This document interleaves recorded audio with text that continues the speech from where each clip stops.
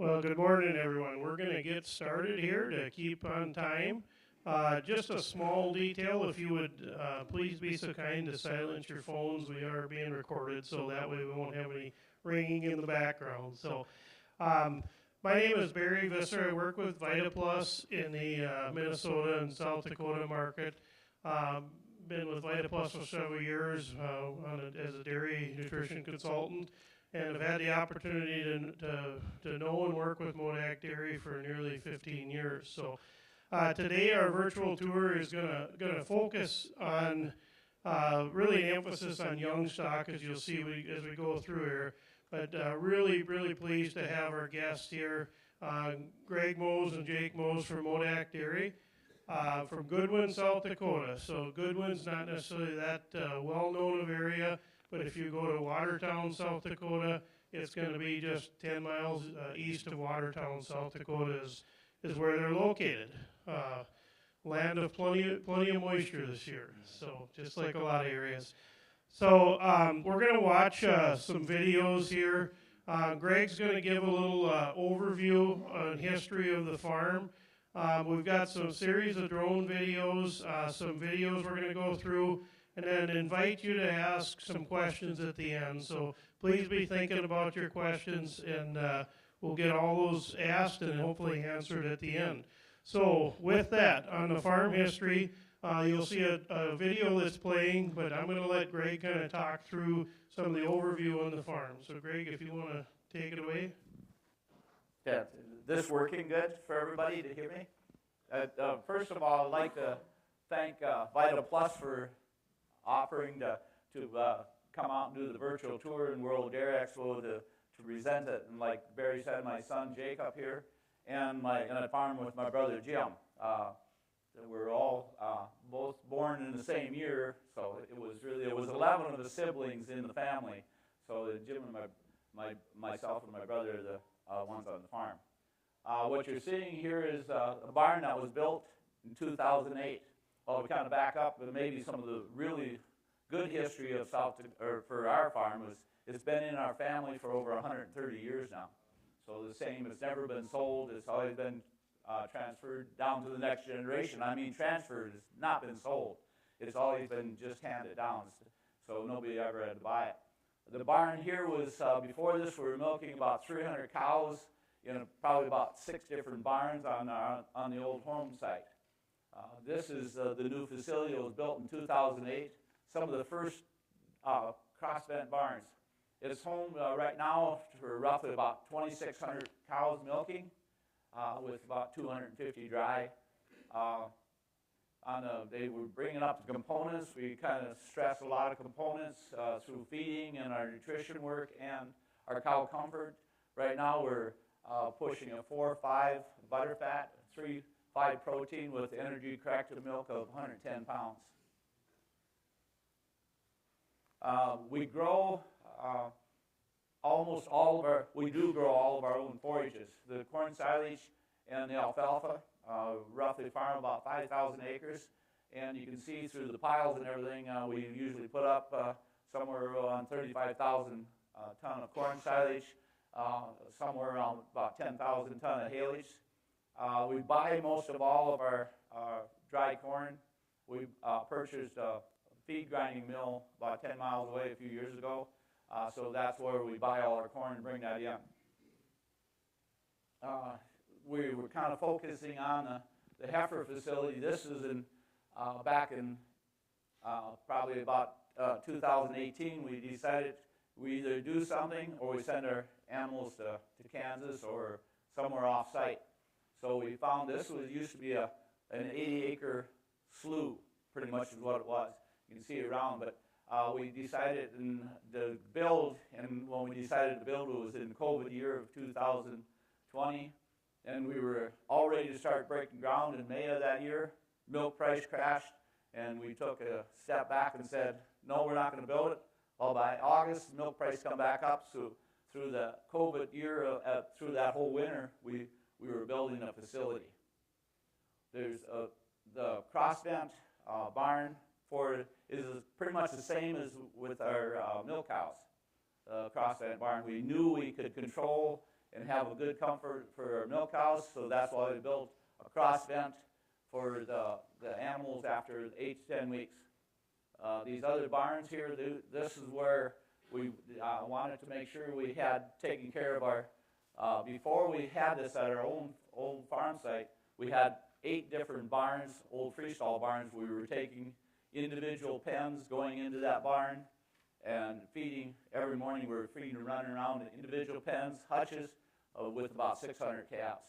So we were keeping all the crossbreds and all our Holsteins all before then, but we needed something where we, in South Dakota's winter, we didn't need to have hutches and individual pens. It's a lot of work. Okay, thank you, Greg. It's clear, obviously, as Greg shares those comments, and you see some of the videos here, that animal health and well-being is important to MoDak Dairy.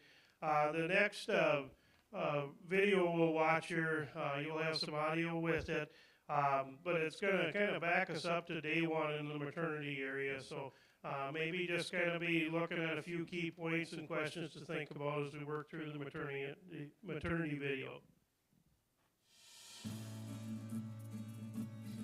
Breeding strategy started back in 2016. That's when they come in with beef on dairy. All of a sudden the light come on and says, we have sex semen, we have DNA testing, well, let's use it. And so that's what we did. And then we were still getting a lot of heifers, but then all of a sudden everybody can come up with the DNA testing. You can dial in how many heifers you need. Feed the numbers in. You want X number of heifers this month. This is what you're going to have born in the ground. So back in 21, we decided, well, let's go a different direction. So then we started breeding Akaushi or Wagyu because there was a market for it. And so that's what we're on right now. We breed about 35% Holstein female semen, and we need somewhere between 100 to 110 heifers every month, and then the rest are all get bred to Akaushi. Heifers right now, anything that doesn't match on the DNA, we breed to Angus, but all the cows are bred to Akaushi, and that's a market that goes into a high-priced meat on the Wagyu side. The calving protocol is how we do it down there. One person on each shift. His job is to push feed, but his main job is to watch the close-up pen and the first calf heifers, watch that. And when they go into labor, they're all in free stalls up to that time, and then they go into labor, then he swings the gates and moves them in on the straw pack, and he starts calving there. As soon as that calf is born, we take a little pink tag, and the gentleman goes out, and he looks at the cow number, and he writes her number on it with the date, and it's put in that calf. As soon as that calf hits the ground, we milk the colostrum from the cows. Every cow is kept separate with her bucket. When they come out, then they take and they actually test the colostrum from each individual cow. Anything 22 and below, that gets taken off, and then we actually mix 2 pounds of SCCL with that before we feed it. The first one, they get a whole gallon. And then 10, 12 hours later, we'll get another 2 quarts. And it's all tubed in. It'll make sure that every calf is getting it. Once a day, we'll give them egg powder is what it is. Actually, the company takes and injects the chickens with about 6 or 7 different strains of salmonella, crypto, and everything else. And we put that into once a day feeding up to 4 weeks old.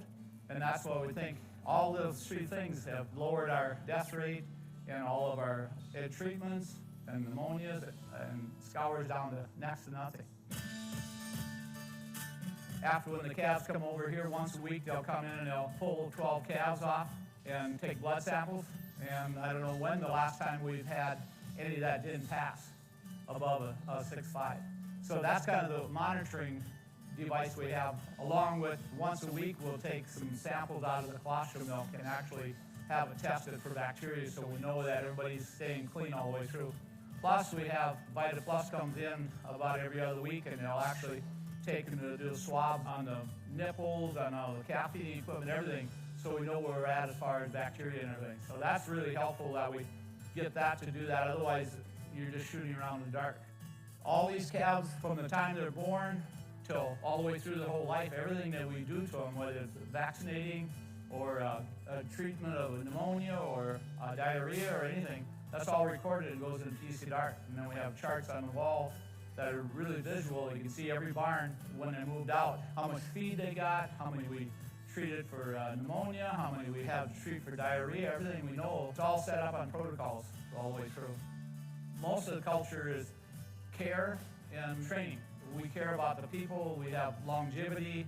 Our calf manager been here for over 25 years. We have longevity on almost all of our whole crew. We got a feeder that's 35 years. So I mean, the care of the animals, it just snowballs into the care of the people. And if you show the care for the people, they're going to show the care for the animals. And the education, that's pretty easy to do because we have a lot of people, whether it be Vita Plus, they have people to train, whether it be Spanish or anything else, all the different segments of that. That's what's probably been the most helpful about all this. We can do all the work, but if we're not knowing what the right work to do, or when to do it.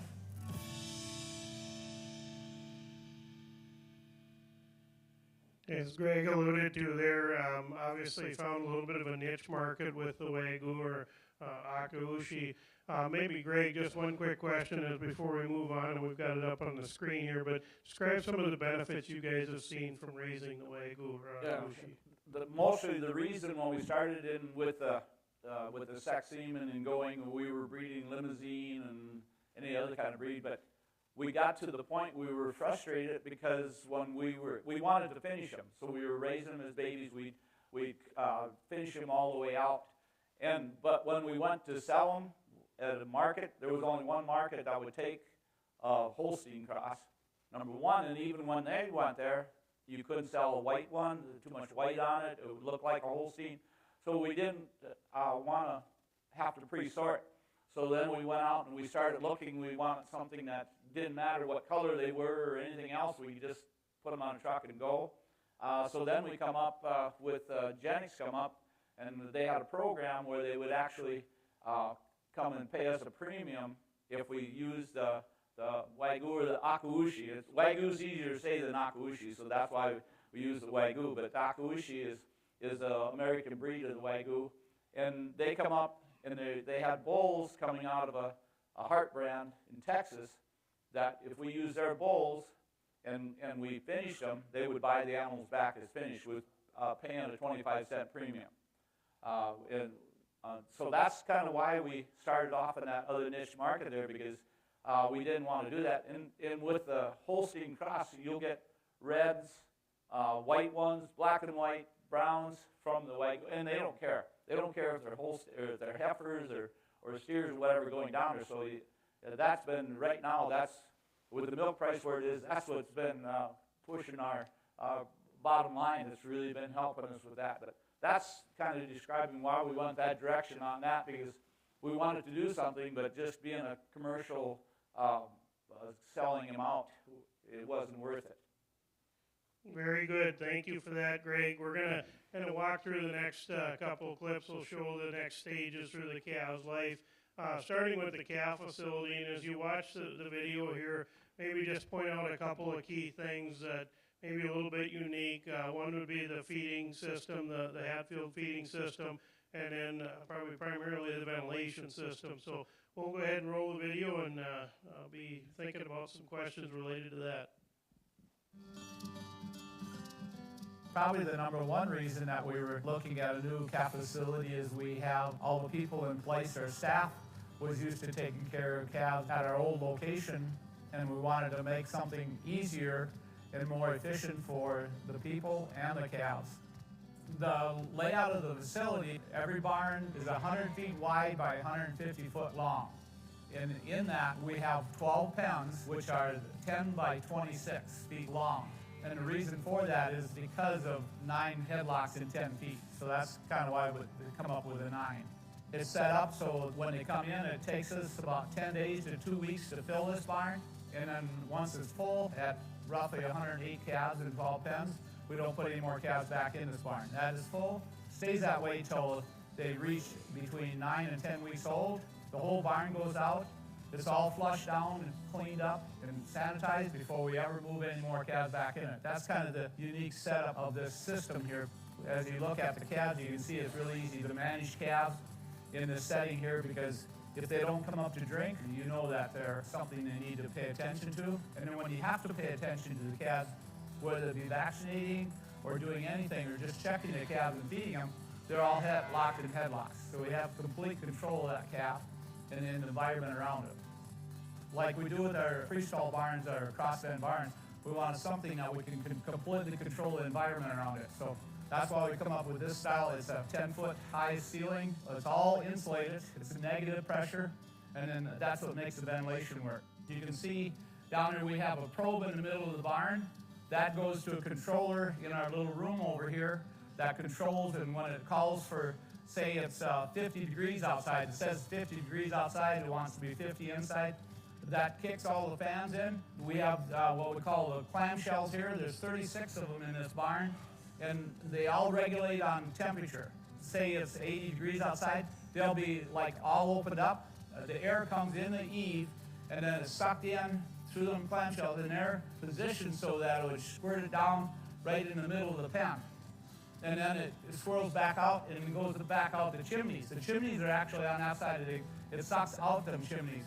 When we first put the system together in the summertime or in the spring or fall, it was so breezy, you're cold. So then we figured out in the system is set up so every day we can start out with the level of the first day, and then by the 10th day, every day it increases that ventilation, so it's not just move the same amount of air as a baby calf as a 5-week-old calf or a 10-week-old calf. So that's kind of why we settle on this system here, is that there is not very many systems that it self-adjusts. You know, it's either you can variable speed fans or to speed up the tunnel or the tube or just other things, but this one you actually control what kind of air, where it's positioning it when you're moving it in. During the summertime it'll be 90 outside, it will be 90 in here, but with the amount of air and the moving in here, it doesn't feel like it. The calves are all spread out, laying around, they're not cuddled and huddled up somewhere and sweating and fighting flies. Our feeding protocol is pretty simple. We feed whole pasteurized milk. That's what we do right straight from the tank. We have some waste milk in there, but probably 80% of our milk is saleable milk. And that's all pasteurized. We pasteurize it, heats it up to 140 degrees, hold it for 1 hour there, and then it cools it back down, and we start feeding at 113 degrees. But before we start filling bottles and everything with that, we actually put a fortifier in, which actually is a magnify from Vita Plus that we've been putting in for lots of years. It does boost some of the solids in it, but we feel like the growth of the calves, it brings back in some of the things that stomach needs to continue to grow and be healthy. Right now, when they're 10 days old, 2 weeks old, then we switch them from 2 quarts to 3 quarts. And they stay on that 3 quarts till they're 7 weeks old, then they go down to 1 3-quart bottle at night, and then they'll stay on that till they're 8 weeks old, and then they're weaned off. What we've come up with is that we leave the calves locked in the headlocks for 15 to 20 minutes after they're done drinking the bottle. They just stand there. They're not hurting anything. They're not like they got to go back and make milk or do anything else. But when you let them go from that, it's just like when you release a bunch of little kids. They all run to the backside here, and you can see where they have really easy access to feed. And then the biggest thing, I think, more than anything, is water fountains. When you look at these water fountains, how they're taken care of, everything is all, during the winter, it's warm. The water is there, easy access from it, easy to clean. Our bedding right now is we use either wheat straw or oat straw. It takes 2 round bales to clean this, and we clean it once a week. We have a chart on the wall here. It tells us what day we cleaned it, so we know when it gets close to that day, it's time to clean it again. When we go to clean, it's set up so there's a center post so we can lock the calves all on one side. They're all locked on one side. It's really easy to come with the skid steer. We actually come in and you get behind it and you just push the bedding out. So it usually takes 2 guys probably just a little over a half hour to clean the whole barn. It's really efficient. Sanitation protocol, every calf coming in has to be well taken care of over at the maternity area. If they don't pass the muster over there to get here, that's when you're going to have trouble. When you come into this barn, you walk in an area, there's sanitation in the booths. When everybody's working with calves, we all have bib overalls, coveralls on. Everybody has to put coveralls on when they come into the barn so that they aren't bringing anything in from other locations on the farm, because our staff, they go around the whole farm. They feed calves, then they go and take care of other animals because we're so efficient at feeding calves. The goals that we want for our calves and everything is healthy calves and easy to take care of them. Plenty of light, The people come in here, they can see a calf up and running. They're all consistent calves. You look at benchmarks of 2 pounds gain, which is pretty easy to do in the system. Mortality, we stay down mortality in the first 100 days at less than 0.5%. I tell people when they come, this works good for our size of our farm. Everything works because of what we're doing with the people and the calves.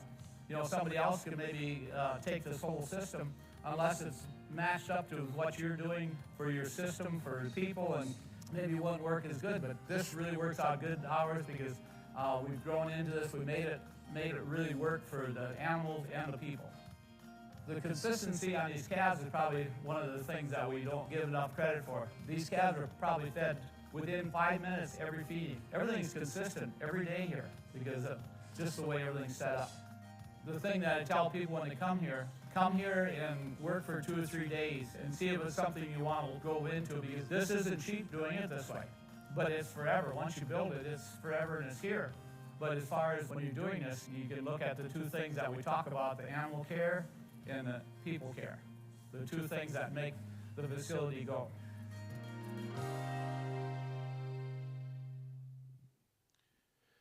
And it's point out that those barns you saw were not all built exactly at the same time. They were kind of built as a series, one after the other. Maybe as you go back, Greg or Jake, on that, when you redesign your facility, would you do anything different, or did you make any changes as you went from the original barn to the next segment? It's kind of, we kind of go back in history a little bit. Back in 2017, we toured some dairies in Iowa that had 3,000 calves on the Hatfield system where they were in barns and everything. And we went home in October that year and we had an old 40 by 150 turkey barn. And we punched holes in the concrete, we put poles in it and used 2x12s for the curbs and old soap jugs for feed and water in the back. And that was in 2017. That's where our barn design come from. Because in that old turkey barn we had 6 different ventilations. We had tube, we had tunnel, we had side vents, we had chimneys, we had all that. So that's kind of why we got started on this other design, because that one was working so good, and that was only for 100 calves every 8 weeks. So that's why we built that. But to come back, the first barn we built in 21, we populated in December of 21, and we didn't build the other barns until every year later that. But the only thing we changed was some of the curb height from one barn to the other. The reason, we did what we did with the ventilation and everything and the way it is, it's really easy to change stuff. That's what we wanted, something that we could change without affecting the calves, and the ventilation and cleaning and everything. We've grown into that. So everything is pretty much, we haven't redesigned it at all, and I don't know if we would change much at all. I just remember when the first one was built, talking to both Greg and Jake and looking at the ventilation system and saying, how is this going to work? Let's just do one first to make sure it works. And fortunately, it obviously worked out well. So it's obvious that calves come out of that facility ready to roll. The next quick video here will be be showing the heifer facility, and actually Jacob, who's instrumental in kind of designing this, can kind of talk through the video. So go ahead, Bethany. So the calves come in around that 9 to 10 weeks old. They'll start on a straw pack just to get acclimated to the barn. It is a cross-vent barn. There's 130 fans blowing to the north. We do use compost here on our dairy. We used sand with a sand lane here. We do collect all the manure, and the stalls are bedded with compost. Here you're seeing all the calves. They'll move down. The barn's 950 foot long. These calves on this half, or this straw pack, will move down as they get older. They'll enter into the stalls anywhere from 7 to 8 months, and then they'll just move through the system. Zigzagging through the barn. They'll be bred here. One thing we found with the facility right away, our heifers were getting too fat. They weren't getting exercise. They weren't out in pastures. Heat stress, cold stress with flies. There's no flies in the barn. So we had to really bring the calories down on these animals just because they were overweight showing up to the dairy. It was kind kind of a neat feature that just happened. Even at breeding age, they were a little too heavy, and we were struggling right away with the breeding age ones with the breeding program, but we've since fixed all that. And it's all these heifers were anywhere from 9 miles away to 2 miles away. We were hauling feed. We were relying on neighbors, facilities that probably weren't ideal, even our old facilities. And putting them under this roof is just, they enter this barn and they don't leave until they're 3 weeks pre-calving. And it's, yeah. Oh, and it's made it easy for, there isn't 17 to 20 people working on them. I have 1.5 people that have to manage this barn. I say 1.5 because the half guy starts at the dairy, and then he takes care of the bedding, and I've got one main manager over here that works 6 days a week, and it's ease of people. I mean, obviously I've got feeders and breeders that come through, but it's pretty minimal on the amount of people needed. And the comfort of the cows, I wasn't sure if the compost was going to be the way to go, but it's working, and the cleanliness of the heifers really kind of blew us away with the compost, and then the auto scrapers too. We've got the scrapers in there, and Maybe as this finishes playing, Jake, one comment I think you maybe mentioned, but far-off dry cows are also in this facility. But also on that, are there some of what are the bottlenecks, or what would you maybe change with this facility? Some of the calf sizes have changed just with the calf facilities. I've got a bigger calf being presented to this barn, and some of my first stalls, I guess, where they enter in. I don't know if we can put them in earlier, or there's no redesigning the stall other than width, but that was maybe one of the hiccups. And with the scraper systems, we put a channel in, and that's been kind of a pain that we've dealt through, and there's no changing that either, though. But no, it's, I guess, also the diets. I mean, we had to readjust some of that too. Yeah, I think we've kind of had to learn, as you kind of hit on this, but you had heifers on how many sites? Probably 7 sites? Or Yeah, at least 7 sites, different growers and everything. And it was constant trailering. It was 6 days a week of loading cattle up and taking them somewhere and hoping they did a good enough job or put up good feed. And it was mentioned a few times about consistency. I think the one area you see that is your first calf heifers coming in now, and again, some of those ranges and management in those facilities created quite a bit of variability on those heifers. So, so with that, want to thank you guys for kind of, being vulnerable and sharing what some of the challenges you worked through. Going to open the floor to questions here in just a minute. I just have a couple of quick ones I'll maybe kind of start off with.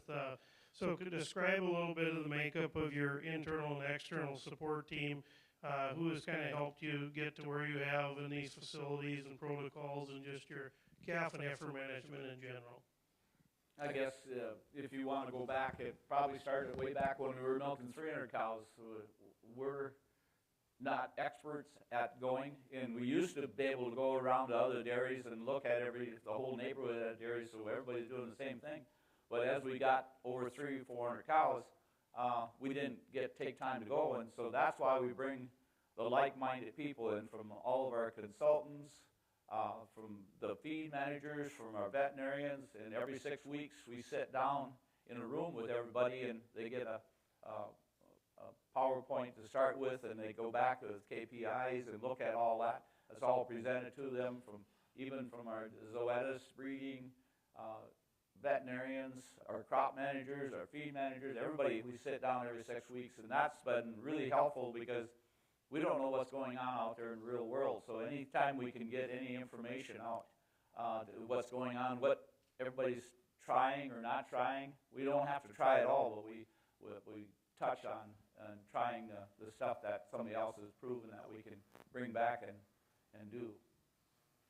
Very good. And maybe one final one here. Mentioned the 130 years, the 5 generations, and the 6th generation coming up. So maybe where do you guys kind of see MoDak Dairy going in the next 5 to 10 years? I guess what we kind of look at is the next generation. That's what we always said. In order to keep the farm moving, you always need new blood. Our great-grandparents brought my grandparents and my dad in, and so we always need that new blood to kind of keep pushing that envelope, and that's what we hope to do. But I guess when we started on the beef on dairy cross, we wanted a niche market, and I think that's kind of what MoDak is going to be looking for, is that next, what is it that we want to look for the next level? Is it just a commodity to produce some more milk?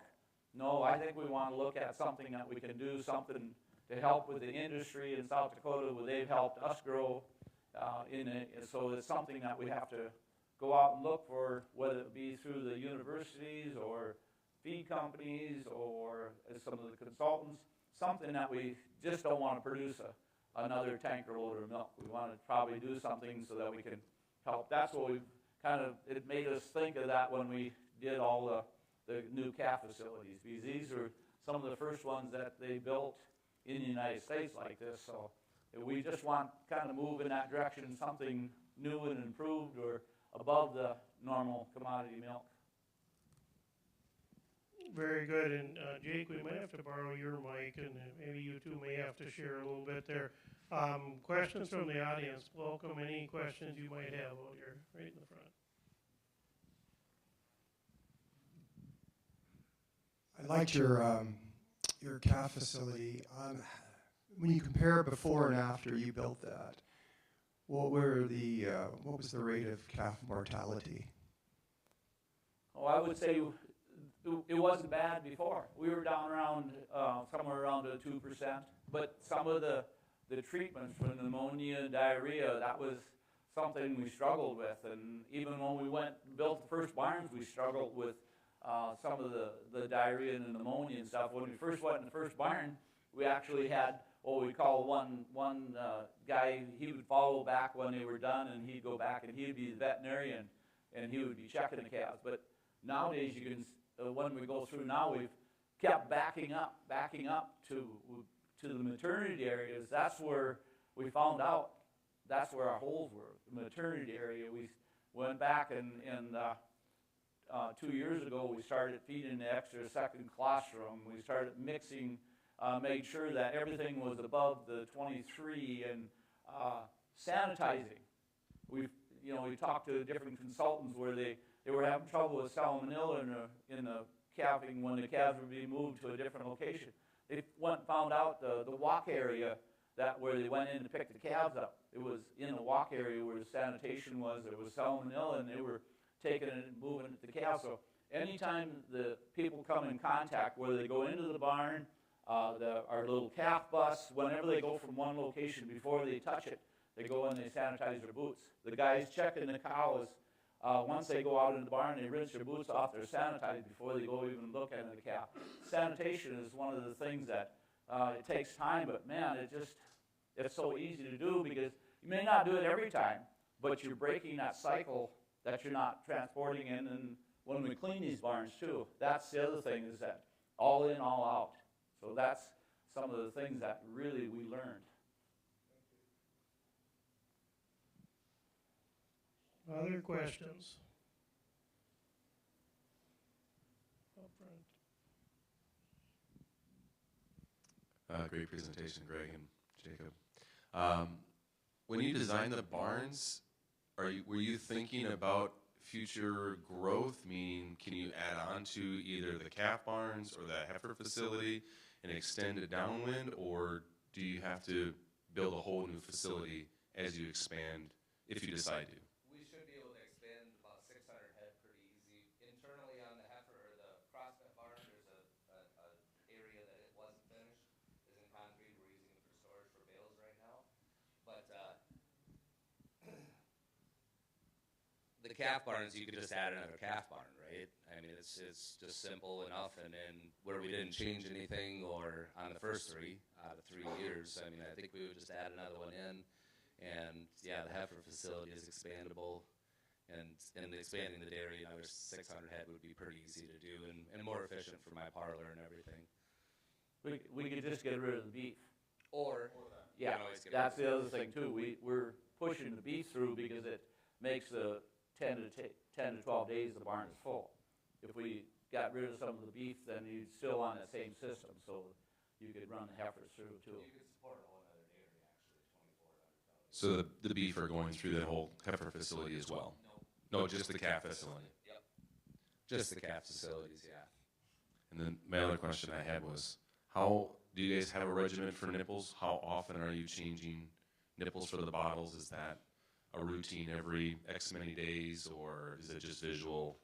Tara kind of takes care of that. She just visually looks at them, and then she'll order when she needs, and that is an important factor, though, right? I mean, just the intake of the milk and the speed of the feeding. They separate when they're putting on for the first 2 weeks. They do monitor which nipples are going on. The new nipples, I mean, they actually separate some of them when they're taking them out of the wash bath, so that they make sure if there's a larger nipple on the first 2 weeks, that doesn't go on.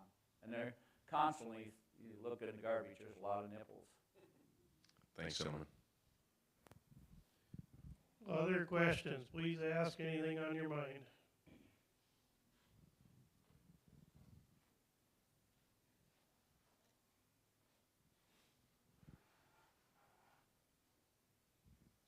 First off, great presentation. And my question is, do you feel like with the calf facility, you have it in the center there, do you feel like you're losing a lot of space with concrete on the edges? I feel like you could expand it more or like build another one.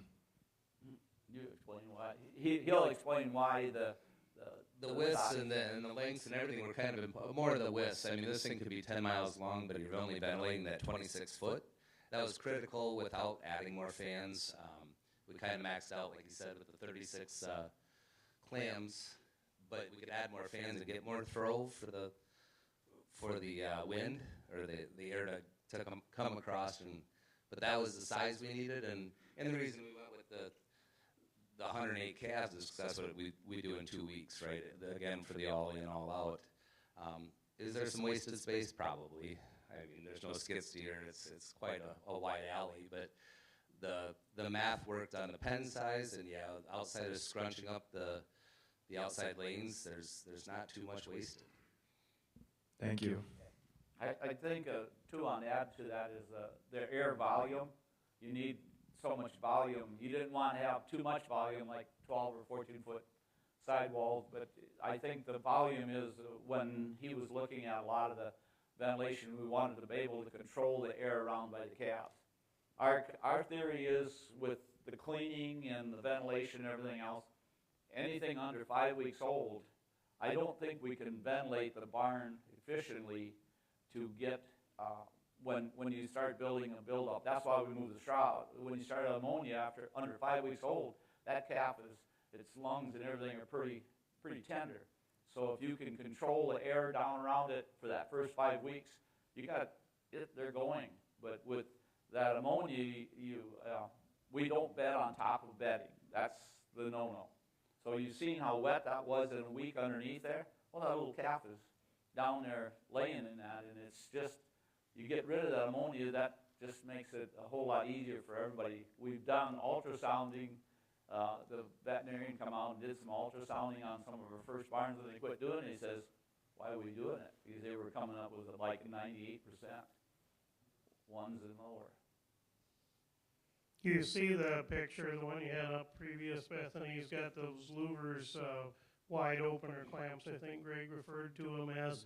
So this was a warm day when these videos were taken. So, but you get into the kind of the dead of winter, and those things will just barely be cracked open. There's obviously adjust to that, and I guess the comment I would make is it feels a little bit like a cross-ventilated barn for cows from the standpoint that it's not just the summertime and the ventilation, it's the winter time where these barns are really a lot more comfortable as well. So.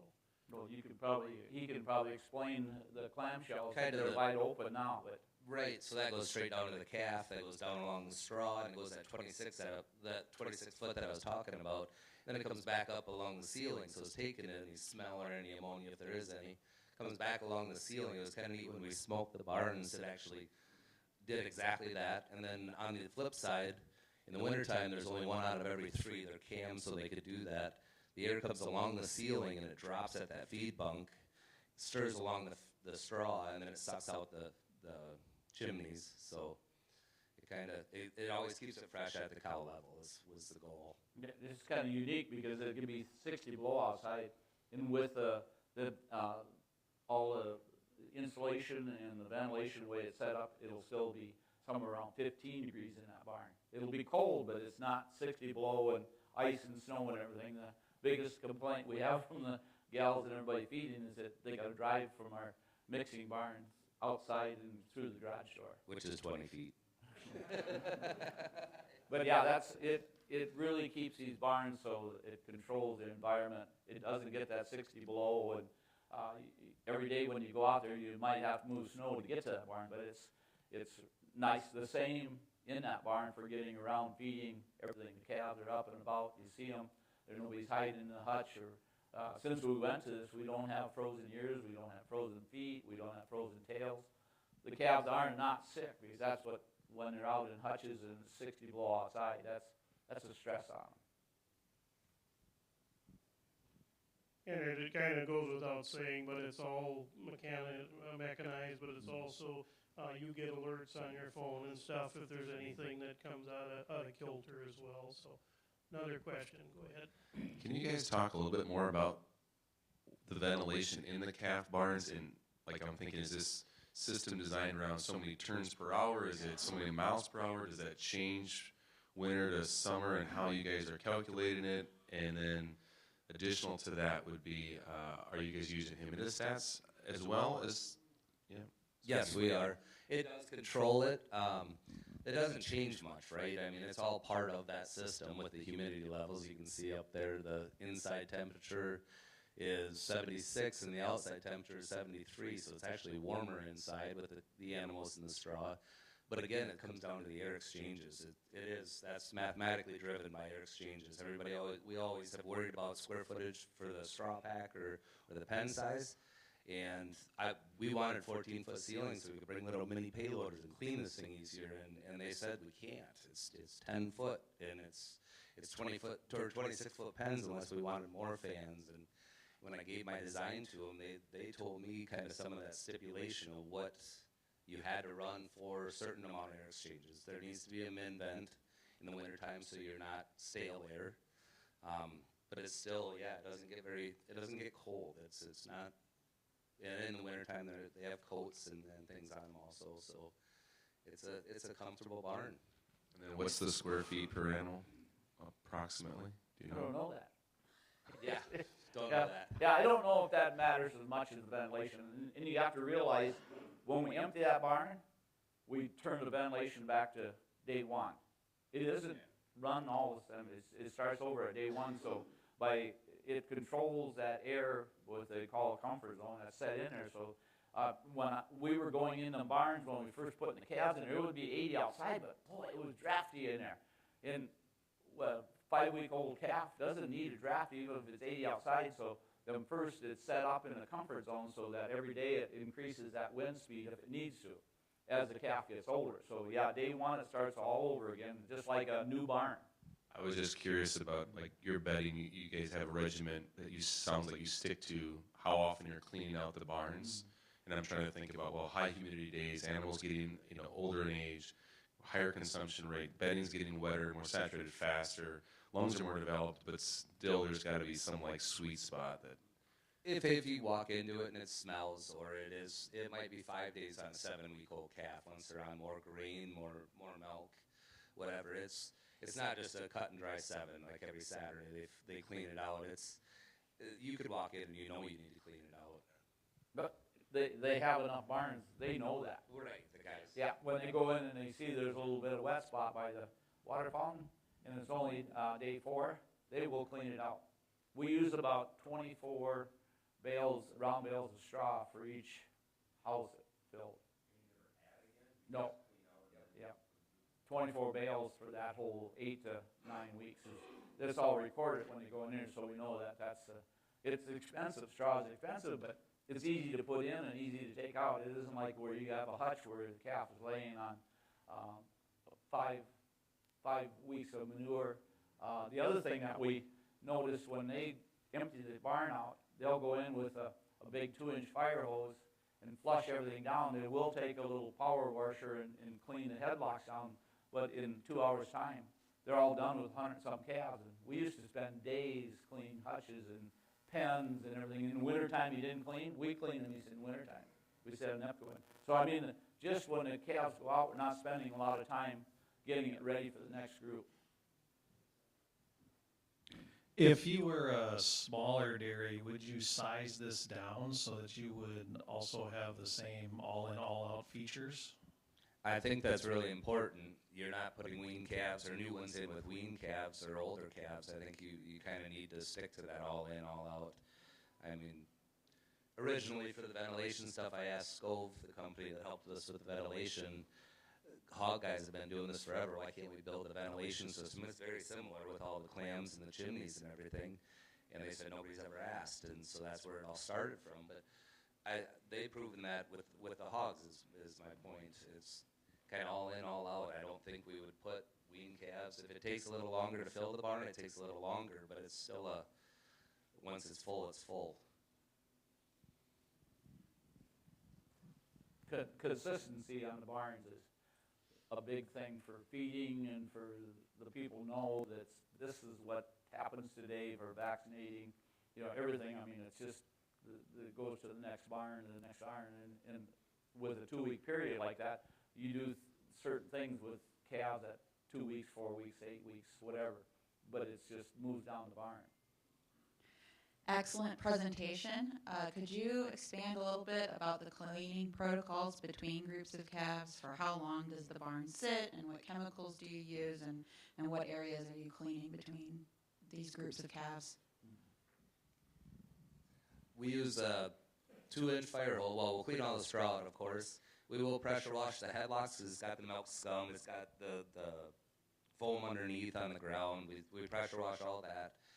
Go in with a disinfectant in a backpack, hose all those, or get the headlocks all knocked down. Yep, they go back second time after that dries on, and they'll do it again. And it's ceiling to floor. It's the whole barn is the walls, everything. Like we said, every barn that was built in 21, 22, and 23, and you walk inside the barn, we had to put pen numbers inside because you didn't know which barn you were in. They're mirror imaged. And they're all clean all the time. I mean, the walls are clean, having the calves off the walls. The floor takes, with the Nipcos in the winter is probably the worst time as far as dry time. They might only sit for a couple days depending on my calving pressure.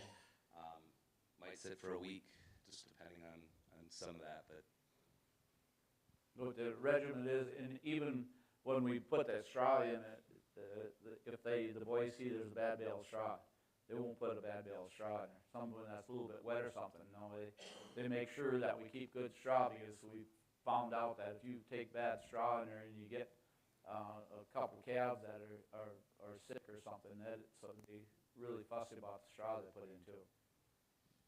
I might just piggyback on that, Jacob. In the heifer barn, mostly free stalls, but you do have the pack barns or the pens on one end. Maybe pertaining mostly to bedding. What's your strategy there?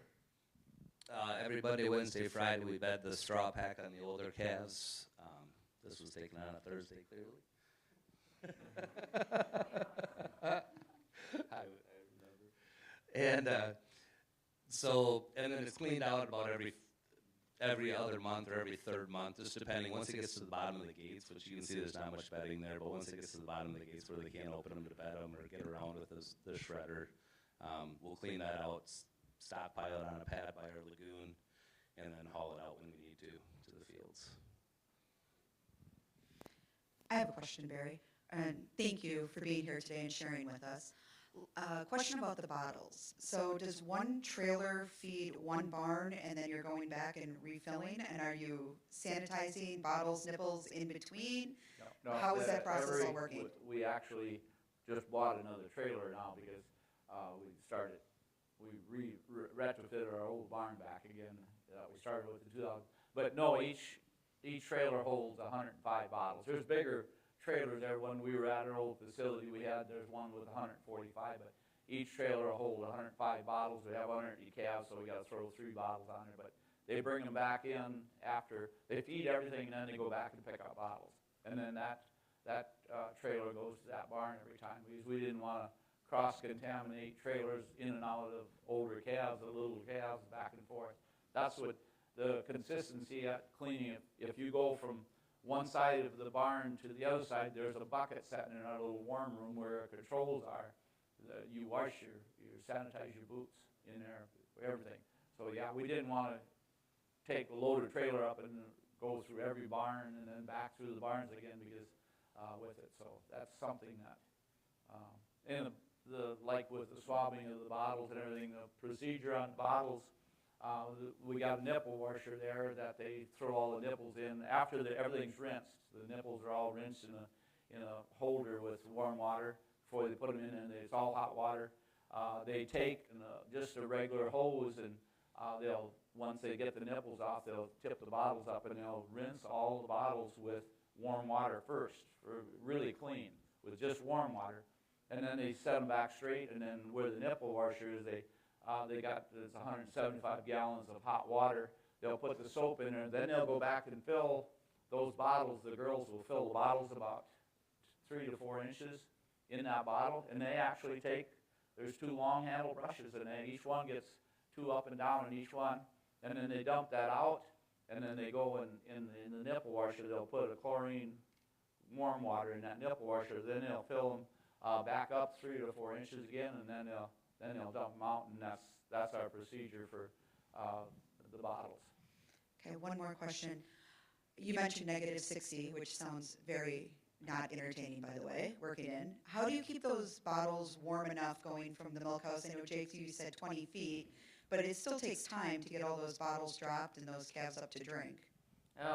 We tried measuring it and tried with the gun measuring it, and we started out at 113 degrees, and by the time we've come back down, it goes to 109. It's just one person stays and fills bottles and put nipples on, and they just kind of, so we don't worry about the temperature anymore. We were thinking it was getting cold or hot or whatever, but that's the thing, is just the consistency every time.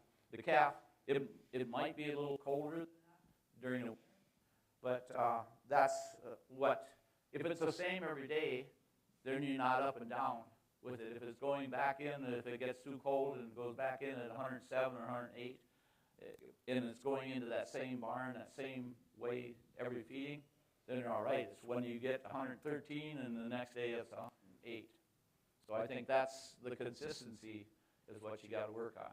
Because it takes them to feed all 600 or 700 calves. By the time they start filling bottles and somebody filling and taking them out, they probably have them all out in an hour.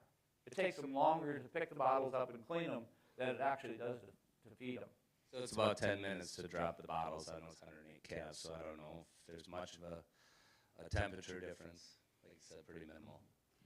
So in the barn, how many people do you have feeding calves, and then do you have somebody who's following, helping maybe some of those slower calves get up? How do you manage the flow of the people at feeding time? They just, when they're getting the bottles full, there's usually 3 people that go in, one driving and the other one's dropping nipples in, and then when they get that one done, then one person stays there to go and check to make sure everybody gets locked up. We had to train ourselves to not to train the calves. Because we used to, when we first seen the new Hatfield system, they were all going down the line. They'd have 2 people pushing calves in and locking them up. And we started that way too. We'd have 2 people jumping over the pens and pushing the calves in. And we figured out, well, why do the calves have to train us? Let's have the calves come up and lock them up. And so that's why when the 3 people go in and then one stays there and he'll check and make sure everybody drank, everybody's locked up, and then we'll check the feed and everything else. So, and then the next ones go on to the next barn. So that's kind of our system is set up that way, so that otherwise pretty soon you got 4 people in one barn feeding. And you don't need that, but that's how the calves, they don't like people in front of them. So the quicker you can get away from them and leave them, we'll probably have 2 or 3 calves that they fight the headlocks. So it's just like cows, but that's the nice thing about headlocks and calves, they're pre-trained. Okay, I have one more question. You didn't mention cross-sucking. I think in any kind of group paired housing, you can't have a discussion without at least addressing cross-sucking. Yeah, if you don't like cross-sucking, you don't build this. Because, yeah. So how do you manage that? We don't. That's the thing that we're trying to figure out how to get that. We do some of it by leaving them locked longer, but the biggest problem is the dang beef. The Holstein heifers, we'll put some rings in when they get weaned, but the beef, they're just notorious for it. We hung chains in there, we put some little toys in there and stuff, but yeah, if anybody can come up with cross-sucking, then they can retire, because it's something that with the beef side, it's really bad. Okay, thank you. I think you will notice that with that 20 minutes, so that really helped when you guys went to that extra time to kind of just in the headlock. Yep. Any last minute questions? Go ahead. My question was, I think you mentioned the waters after you let them go, they go back there. But I'm pretty sure you said that they go back to warm water. So is that tempered water? So it's warm water? Heaters are on. Okay. 70 degrees, 75. Okay. Just in the wintertime. Yeah. Well, otherwise it's probably 60 degrees during summertime. And you guys never do follow-up bottle? Have you ever done any follow-up bottles with just plain warm water? Most time they won't drink them. Okay. I have a question about the waters too. In the video, Greg, I noticed the plug is inside, and so you don't have water running out into the bedding? No, that's all, goes down into the drain. On the backside of every barn, there's a pit back there, so when we flush the barn down, it all goes in there. But then with the heifer facility, he needs water in the manure pit for the separation. So all that water, if somebody walks by and it looks like the water's a little cloudy, they just pull the plug in, and there's always the brushes there. And yeah, if you don't want to drink the water, then don't expect chaos. And I noticed you went with larger Ritchie fountains over the traditional smaller ones. What led you to that? Just the size of the pen, so they could both reach through enough and get it there. Yeah, if you go in there 2-3 days old, you have back there drinking water, and as soon as they're done drinking water, they'll go and nibble on feed. That's really makes you feel good when they do that. I don't want to underemphasize that, because in one of your previous facilities, Greg, for even the wean calves, you had Greg and Jake had waters in the feed bunk, but the only way you could drain it, just pull the plug, and it's just, I know that was an idea that came with some thought, but really innovative to have that water draining into a drain tile. So we are just about out of time here. So Greg and Jake will be around. More importantly, they are willing to come to the booth between 1 and 2 o'clock. So certainly invite you to catch them a little one-on-one at that point, if it works for you. Got some information on some of the chairs if you're interested in any information on any of the calf products that we have in our arsenal or anything along that lines. Most importantly, I really, really want to thank Greg and Jacob for being here, kind of opening up what they're doing, sharing ideas.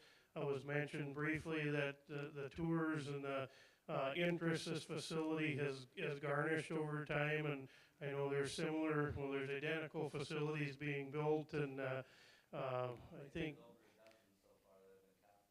yep, and I think it goes beyond just this facility. The MoDak family, or Mo's family, the MoDak dairy, as you've heard, have been in South Dakota a lot of years, and as the dairy growth has happened there, one of the first stops some of those people make is to MoDak Dairy. So it's a testament to you guys as a family and an operation to open your doors. So with that, appreciate you guys attending. Let's thank Greg and Jake, if you would, please.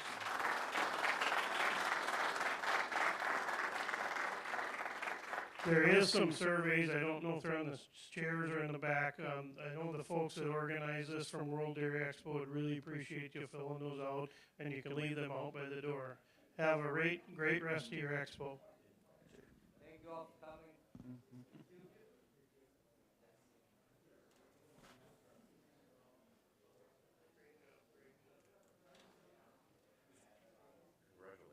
think